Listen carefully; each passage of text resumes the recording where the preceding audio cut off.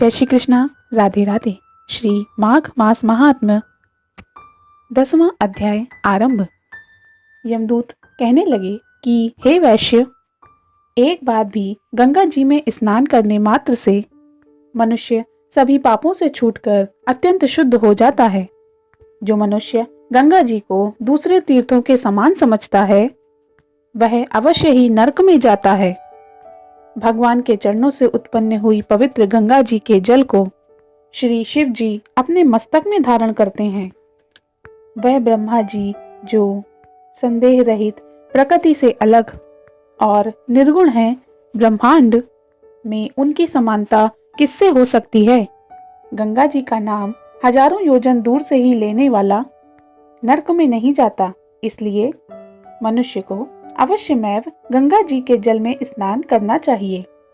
हे वैश्य, जो ब्राह्मण दान लेने का अधिकारी होकर भी दान को नहीं लेता वह आकाश के नक्षत्रों में चंद्रमा के समान है। जो कीचड़ से गौ को निकालता है, जो रोगी की रक्षा करता है या जो गौशाला में मरता है वह आकाश में तारा होता है।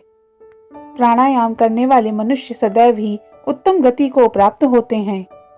प्रातः समय स्नान करने के पश्चात जो भी 16 प्राणायाम करते हैं वे सभी घोर पापों से बच जाते हैं। जो पराई स्त्री को माता समान मानते हैं वे यम की यातना से सदैव ही बच जाते हैं।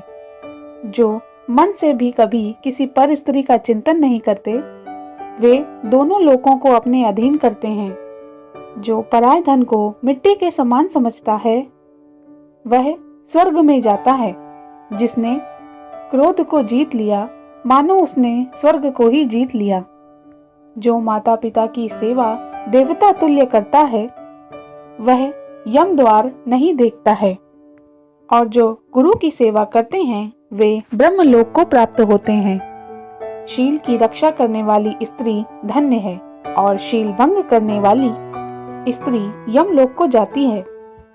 जो वेदों और शास्त्रों को पढ़ते हैं या पुराण और संगीता पढ़ते या सुनते हैं तथा जो स्मृति का व्याख्यान और धर्मशास्त्र समझते हैं या जो वेदांत में लीन रहते हैं वे पाप रहित होकर ब्रह्मलोक को प्राप्त होते हैं। जो अज्ञानियों को वेद शास्त्र का ज्ञान देते हैं वे देवताओं से भी पूजित होते हैं। यमदूत ने कहा कि वैश्य श्रेष्ठ यमराज ने हमको वही आज्ञा दे रखी है कि तुम किसी भी वैष्णव को मेरे पास मत लाओ। हे वैश्य, पापी लोगों को इस संसार रूपी नरक को पार करने हेतु भगवान की भक्ति के सिवाय कोई दूसरा उपाय नहीं। भगवान की भक्ति ना करने वाले मनुष्य को चांडाल के समान समझना चाहिए। भगवान के भक्त अपने माता पिता दोनों के ही कुलों को तार कर देते हैं और उनको नरक में नहीं रहने देते। जो मनुष्य वैष्णव का भोजन करते हैं वे भगवान की कृपा से श्रेष्ठ गति को प्राप्त होते हैं। बुद्धिमान को सदैव वैष्णव का अन्न खाना चाहिए। इससे बुद्धि पवित्र होकर मनुष्य पाप नहीं करता है। गोविंदाय नमः इस मंत्र का जाप करते हुए जो भी मनुष्य अपने प्राणों को त्यागता है वह परम धाम को सहज ही प्राप्त होता है। इसमें कोई संदेह नहीं है। जो ओम नमो भगवते वासुदेवाय मनमो नारायण इस द्वादशाक्षर मंत्र या ओम अष्टाक्षर मंत्र का जाप करता है उसके ब्रह्म हत्या इत्यादि बड़े पाप नष्ट हो जाते हैं। इति श्री माघ मास महात्म्य 10वां अध्याय समाप्त। जय श्री कृष्ण।